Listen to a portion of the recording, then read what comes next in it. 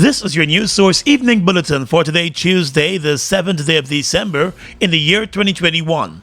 I'm Gordon Mosley. Here's what we're tracking tonight. 2 nurses attached to the Diamond Health Center in the East Bank of Demerara and the screening personnel attached to the Ministry of Health were today charged with fraud over their alleged sale of COVID-19 vaccination cards. The 3 healthcare workers were nabbed last week during a police sting operation after investigators received information about the racket of the nurses selling the vaccine cards to persons who were unvaccinated. Those charged today were 21-year-old nurse Olivia Bonus, 29-year-old nurse Tanika Pollard, and 32-year-old Ministry of Health screening personnel Andel Valentine. They were each granted bail to the tune of $150,000. The sale of the cards reportedly took place over a 9-month period, dating back to early March when the vaccination process in Guyana was getting started. News source understands that 2 forged cards were recovered during the sting operation, and investigators suspect that hundreds of cards may have been sold by the trio during the past months. One of the nurses reportedly admitted to selling more than 50 vaccination cards at a cost of $5,000 per card. The 3 are expected back in court in the new year. There have been a number of other healthcare workers charged in recent months over the sale of vaccination cards. The Ministry of Health is very concerned about the sale of the vaccination cards. Health Minister Dr. Frank Anthony, during his COVID-19 update today, said it is a very serious offense since it is also intended to mislead the health authorities about the vaccination status of a person. He made it very clear that those found guilty of the crime will be fired by the Ministry of Health. So if anybody is guilty, they would have to deal with the penalties that is in our law. So that's the first thing. The second thing, however, because it's also a breach of professional conduct. Nurses are guided by our nursing laws. And again, we would be taking stringent actions by sending this information to the Nursing Council for them to act upon, because we cannot have nurses who are, found in breach like this. It runs counter to the profession. So that's another avenue. And of course, if they're guilty, they would not be working with the ministry anymore. Guyana has been fighting the COVID-19 pandemic with vaccines, but has also found itself fighting vaccine hesitancy as many persons have opted not to take the vaccine. It was discovered that many of them have instead decided to purchase fake vaccine cards. More news coming up in just a moment. I'm feeling it! You know it? That Christmassy feeling? Friend, I'm ready for everything. All the decorations and lights. Bring on all the Christmas goodness. And I heard GTT is giving away millions in cash and prizes for the season. It just doesn't get any better. Multiple draws, multiple chances to win, live radio giveaways of cash, grocery vouchers, phone credit, and more. Free data, free calls, and free accessories with the purchase of every handset. Sign up, top up, pay any GTT bill, or purchase a handset to get a chance to celebrate with GTT and MMG. Together we celebrate, together we win. GTT, together we rise. The light on your face, no mask will hide. Feel the joy burns deep inside. Let's have a great Christmas this year. You, me, and Republic Bank, my dear. Whatever you need, light up your Christmas with Republic Bank and get a chance to win $825,000 in cash prizes. Plus, get a chance to give a family a Christmas hamper in your name. Log on to republicguyana.com for more details. Let's light up Christmas. Republic Bank. We're the one for you. Guyana, it's finally here! You can now shop online in Guyana using your Visa, MasterCard, or PayPal, and have the items delivered to your door within hours. Shop on Fizarro.com and never deal with the hassle of shopping again. Shop from electronics, beauty products, clothing, you name it. Fizarro, Guyana's premier e-commerce marketplace. Need a doctor or a convenient and cost-effective way to manage and improve your health? Call us at 233-2362 and let us take care of you. No need to leave your home. We will come to you. Get a doctor visit, COVID test, physiotherapy, blood draw, and counseling in the comfort of your own home. Call us at 233-2362 or WhatsApp us at 624-0659. Convenient healthcare from the name you know and the doctors you trust. We've got exciting news! All 12-ounce yellow cab Buster are now only $100. Buster, live in Come full get color. your Buster, Buster $100. Dollar, come get your Buster, Buster $100. Dollar.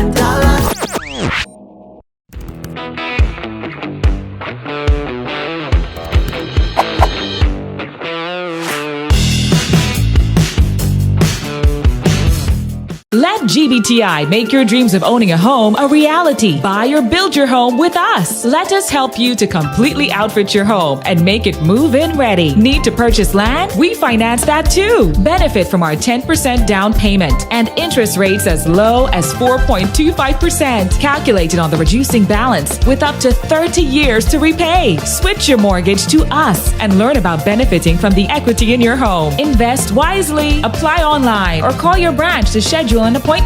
GBTI, we see Guyana through your eyes. Welcome back. Candidate for leader of the People's National Congress Reform, Aubrey Norton, has rubbished the suggestion that the party's long overdue biennial delegates Congress slated for this Saturday could be postponed. The Central Executive Committee of the PNC last week agreed to have the Chief Elections Officer for the Congress, Vincent Alexander, conduct a review to determine whether all systems have been put in place for the smooth running of the Congress.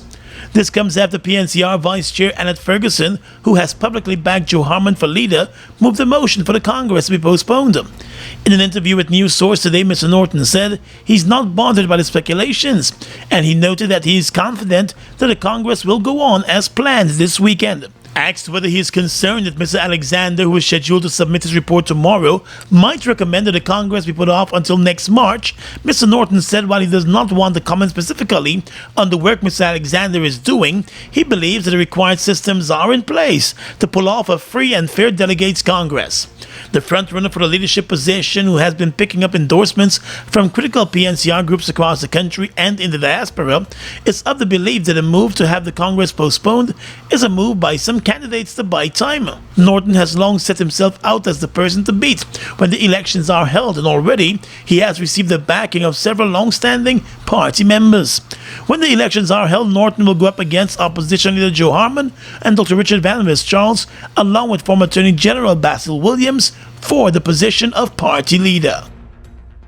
Well, the race for chairman of the People's National Congress is heating up, with the former chairman of Region 10, Sharma Solomon, accepting the nomination for the position at the upcoming elections.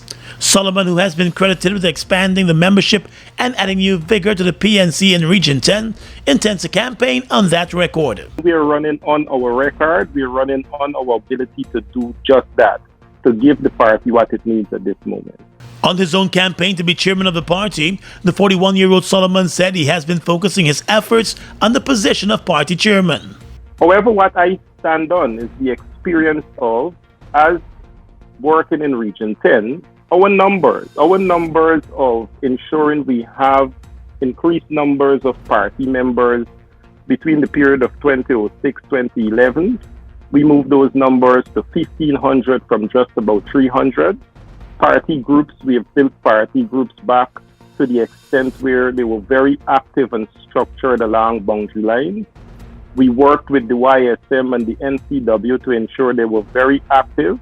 We established cooperatives. We established the sort of institutions that the party felt reliant on to help the issues of the region, including help the region when we took on the PPP in the 2012 struggles, and even helped the region when we went into the elections of 2015 to move the numbers from 2006 of just about 6,000 votes, where the PNC lost a seat, to 19,000 votes, where the coalition got a one-seat majority. So we are running on our experience. Mr. Solomon accepted the nomination for leader of the PNC back in 2014, but he pulled out of the elections at the last minute amid concerns about the electoral process at the time.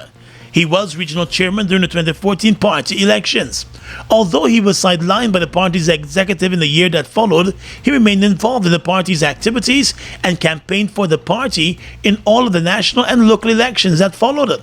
Solomon believes that at this stage it is important to unify the PNC to move forward.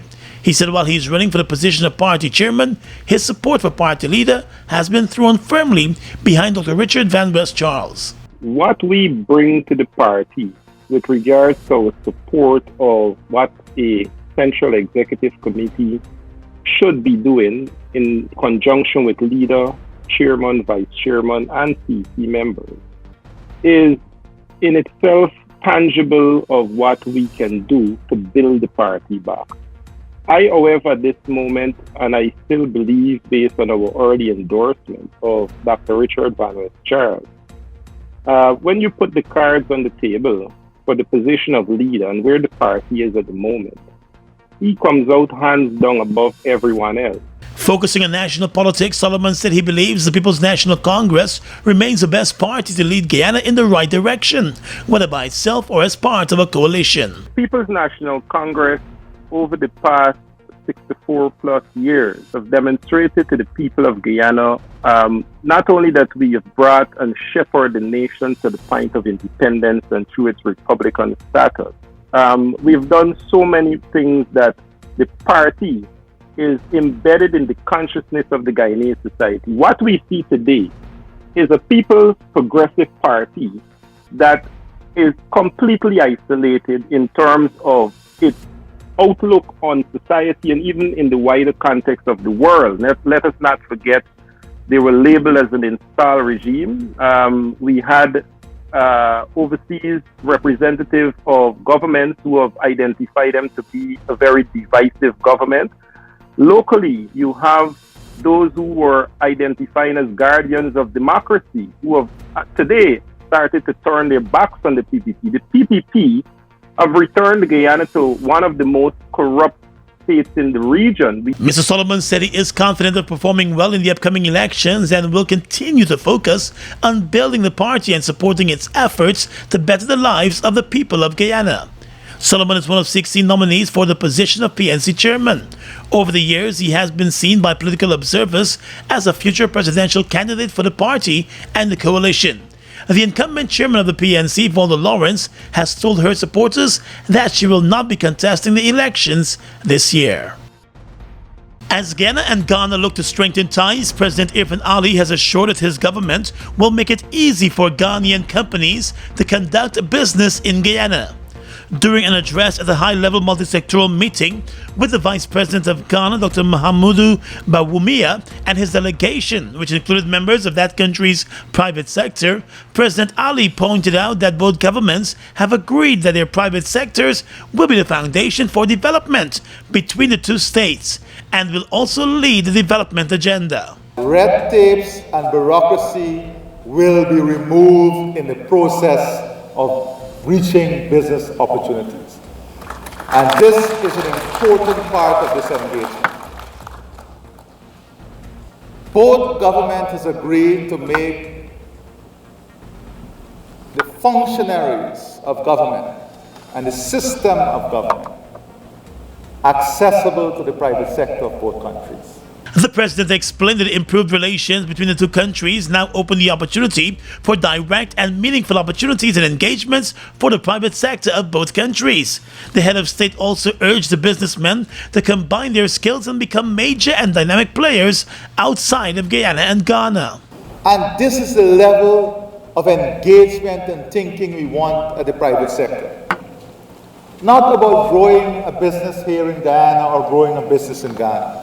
How do we combine that effort in twinning the opportunities of the two economies to become a worthy major player on the international market? It was also noted that Guyana has the resources to launch out and be a global player, but cannot do so alone, and sees Ghana as a critical partner in that regard. Today, the two sides signed a number of agreements to further strengthen their relations. Well, days after Deputy Speaker Lennox Schumann chastised the government over non-consultation with Amerindians and Amerindian rights groups on several crucial issues, Prime Minister Mark Phillips has responded to Mr. Schumann, expressing his disappointment in Schumann's position.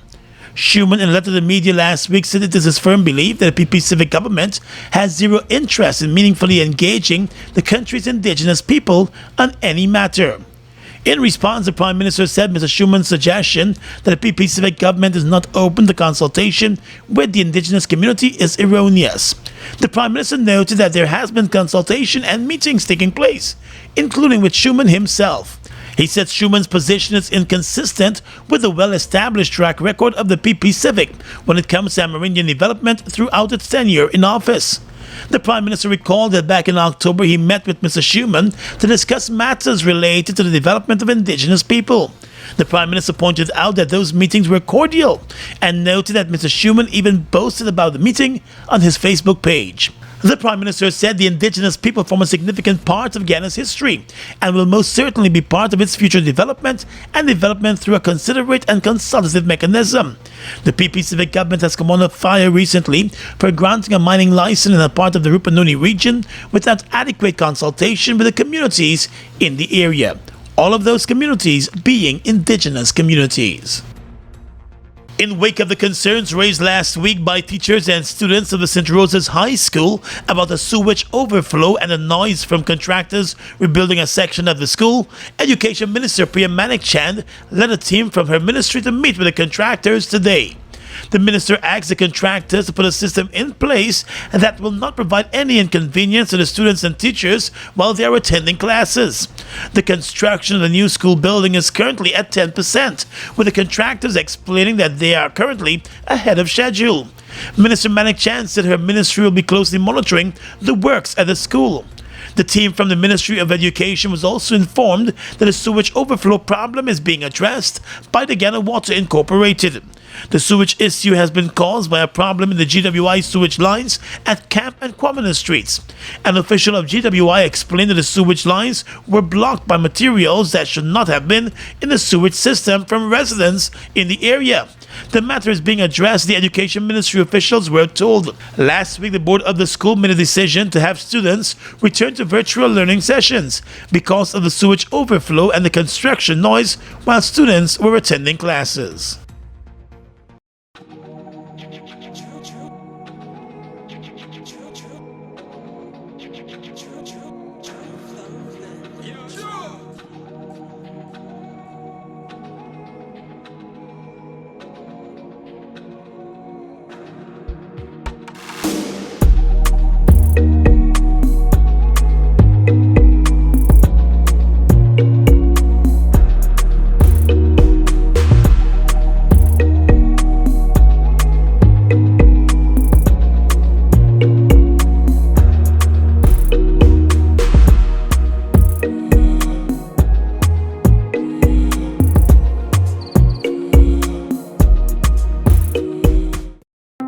It's one of your biggest goals, getting your own home, where memories are made, where happiness lives. You may feel that home ownership or renovation is beyond your reach, but we at Republic want you to know that there's always a way. Ask us about our suite of mortgages. Let's help make your housing wishes come true. Or advise on how the equity in your existing home can finance other dreams and goals. Call or go online to learn more. Exciting news! All 12-ounce yellow cab Buster are now only $100. Buster, live in Come full get color. your Buster, Buster $100. Dollar, come get your Buster, Buster $100. We are legions of men standing strong, but never too proud to stoop and help someone. We must send a clear signal to all. Do right. Walk in upright ways, knowing that's what being a man is all about. And ever aware that things will only get worse when good men do nothing. Stand strong. Be the one to live right. I'm feeling it! You know it?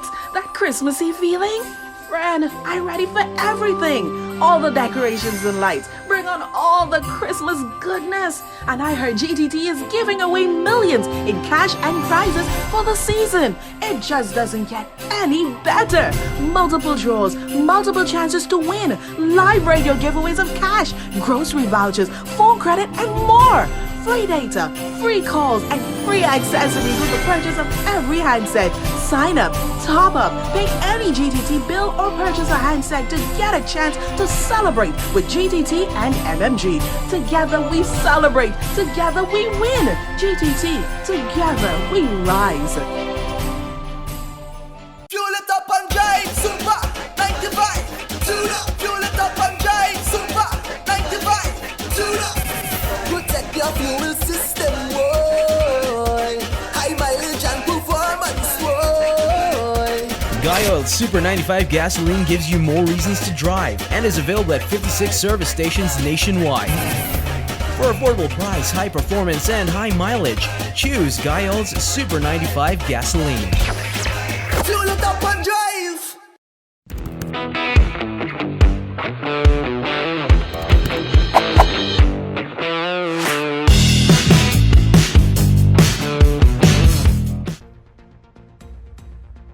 Across the region tonight, the former Prime Minister of Jamaica, P.J. Patterson, believes the removal of Britain's Queen Elizabeth as the head of state in Jamaica cannot wait on a full review of the Constitution. Mr. Patterson, who served as the island's Prime Minister from 1992 to 2006, has written to the Prime Minister, Andrew Holness, and Leader of the Opposition, Mark Golding, urging them to swiftly begin the process for removal of the Queen as Jamaica prepares to celebrate its 60th year of independence. Speaking on the Radio Jamaica Beyond the Headlines program over the weekend, Patterson was asked whether it would not be better if the leaders used the opportunity to initiate comprehensive constitutional review, with the installation of a local head of state being part of that process. He told radio listeners that such a review could take up to 2 years, and Jamaica cannot afford to wait that long to end its relationship with the British monarchy. Patterson said he also believes a referendum on the removal of the Queen as head of state would be successful if supported by both the government and the opposition. In Barbados, the independent body monitoring the progress of the Barbados government's International Monetary Fund-backed economic recovery program wants a full reopening of the economy. The Barbados Economic Recovery and Transformation Plan Monitoring Committee says it is crucial to get the country back on the path of growth amid the COVID-19 pandemic. Delivering a report on behalf of the committee, the co-chair of the committee, Tricia Tanis, said although the government of Barbados had met all its targets under the program up to September of this year, it would be challenged to continue doing so if the fallout associated with the COVID-19 pandemic was not addressed. She said the committee was particularly concerned about the fiscal targets and whether those could be misused because of the sluggishness of the Bajan economy, with growth projections falling from 7% early this year to now 1 to 2%. She said it is essential that a full reopening of the economy takes place and that they really get to a position in the management of the crisis that they're back to some degree of normalcy in Barbados. And finally tonight, international news. U.S. President Joe Biden held talks today with his Russian counterpart Vladimir Putin amid tensions on Ukraine's eastern frontier. Few expect a breakthrough, but Moscow says the talks are needed as tensions in Europe are off the scale. Russia has moved thousands of troops to the border, but insists that it has no intention of attacking Ukraine. It wants guarantees that Ukraine will not join NATO, but Western powers say Ukraine's sovereignty should be respected. Mr. Biden and Mr. Putin last met in person in Switzerland back in June, but made little progress other than to agree to send their ambassadors back and begin a dialogue on nuclear arms control. In a conference call on Monday night, the White House said the leaders of the US, UK, France, Germany, and Italy had formed a joint strategy to impose significant and severe harm on the Russian economy should Russia launch an invasion of Ukraine. And that's your News Source Evening Bulletin for tonight. I'm Gordon Mosley, reporting and encouraging you to stay safe.